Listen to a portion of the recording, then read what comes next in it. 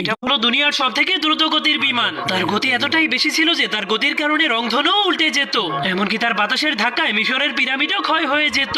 আর আকাশের উপরে বছরের পর বছর জমে থাকা বিষাক্ত ধুলাবালিও মুহূর্তের মধ্যেই পরিষ্কার হয়ে যেত।